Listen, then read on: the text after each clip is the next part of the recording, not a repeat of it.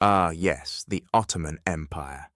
A land of glorious history, unique furniture, and unusually underappreciated Assassin's Creed sequels. From its rise to its decline after the First World War, the Ottomans grew from a small tribe into one of the largest empires in the world, holding sway over a major portion of the Mediterranean in the process. Early modern Europeans called it the sick man of Europe, a polite way of saying, just die already. But as we will see, that perception of continual weakness and decline is very different from reality. The early days of Ottoman history are notoriously murky because the empire didn't do much writing until it stopped moving its capital every 30 years and settled down permanently. The story begins with one man, Osman, who had a very interesting but somewhat dubious dream, a tree growing out of his body and spreading its shade across the world. This was quite the heavy foreshadowing. Osman was the leader of a small Anatolian tribe left in the post-Mongol power vacuum, and from him, his descendants founded the empire, which is why it is called Osmanli, or Ottoman Osman, and his son Orhan began their conquests and moved northwest to Bursa, then across the Hellespont to Edirne. The latter city remained the Ottoman capital for nearly a century. When it came to holding on to their lands, the aging Byzantine Empire was as weak as the claw on an arcade machine. No one demonstrated this better than the fourth Sultan, Yildirim Bayezid, who doubled the empire in a decade and earned his formidable nickname, "This is your empire, and this is your empire," unyielding under Bayezid. I have had my pronunciations checked by my Turkish college roommate, so I'm doing my best here. As you can see, the early Ottoman Empire was divided between Anatolia and Rumelia, with a small town in between called Constantinople. About 200 years earlier, European forces had sacked the city on their way to a crusade they never even started. The Byzantines tried to recruit allies to help them, but it didn't work. Even with an Ottoman force at the gates, the Europeans failed to cooperate, true to their notoriously poor teamwork. Fortunately for the Byzantines, Tamerlane took over Anatolia and temporarily threw the Ottomans into confusion, resulting in a brief civil war caused by the absence of a sultan, the only major civil war in their entire 600-year history. To prevent this in the future, the Ottomans later instituted state-sanctioned fratricide, which seems absurd, but actually worked. This is one of history's most bizarre yet effective ideas. With the empire reconstituted, the Ottomans turned their attention back to Constantinople.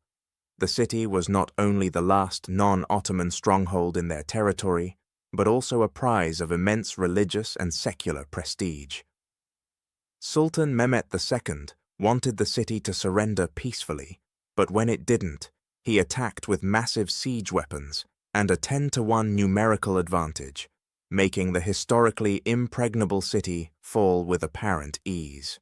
After the conquest, much of the city was destroyed, but the famous Byzantine church, Hagia Sophia, survived. The Sultan was so awestruck by it that he ordered its conversion into a mosque to preserve it. It is still known today in Turkish as Hagia Sophia. The Ottomans were conquerors, but they were also keenly aware of the historical legacy they were inheriting, along with Constantinople. After Constantinople, the city became a strategic and economic center for the Ottomans, linking Anatolia and Rumelia, while providing income from Black Sea trade. Mehmet the Conqueror expanded in every direction, even establishing a foothold in Crimea. European powers were more interested in fighting each other than in uniting against the Ottomans, so the Ottomans played their enemies against each other and expanded piece by piece. Their biggest rival was Venice, which had a strong navy across the Mediterranean. Yet Venice was also the Ottomans' largest trading partner. While they quarreled over islands, they'd also enriched one another. This combination of geography and willingness to cooperate across religious lines helped preserve classical works and funded the Renaissance arts. After Mehmet II, Sultan Bayezid II didn't accomplish much, but then came Selim I, who conquered Egypt and Syria and established Ottoman control over the eastern Mediterranean. Europe was stunned by Selim's swift conquests.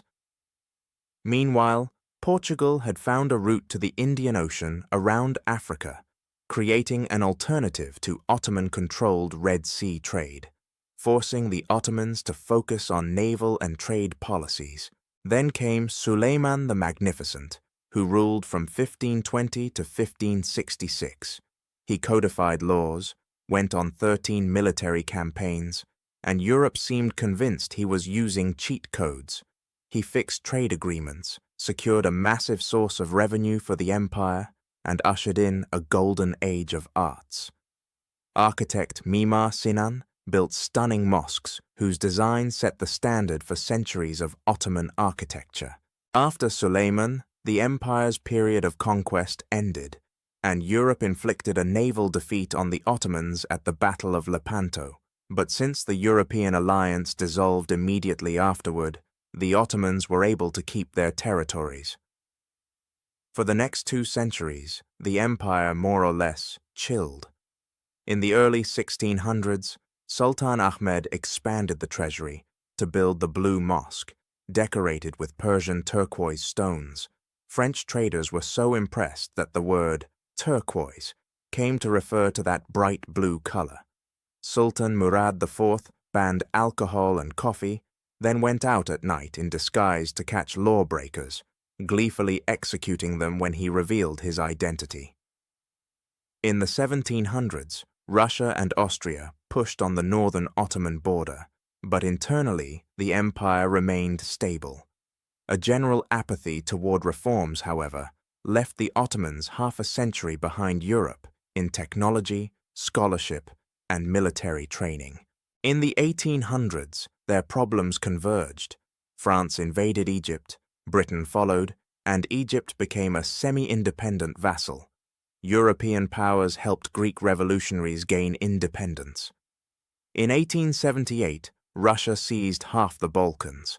In 1882, Britain officially took Egypt. In 1912, Italy colonized Libya, and Serbia, Bulgaria, and Greece captured the rest of the Balkans. It was essentially Europe's game of partitioning the Ottomans. During this time, some economic, military, legal, social, and technological reforms occurred, such as the development of paper marbling, a centuries-old painting technique still practiced today. Finally, the Ottomans allied with Germany and the Central Powers in World War I and were defeated. After the war, Britain and France carved up the Levant and Arabian territories, confining the Ottomans to Anatolia. The Turks then fought back in the War of Independence, led by Mustafa Kemal Atatürk, establishing the modern Republic of Turkey and officially ending the Ottoman Empire. The Ottoman Empire lasted a long and remarkable time. Its story teaches us that decline is not always abrupt or obvious. There is a rise, a golden age, and then a long period of stability. The Ottomans spent over 2 centuries sitting at the center of the world, fighting wars, conducting trade, and simply chilling, which is truly a unique and impressive historical feat.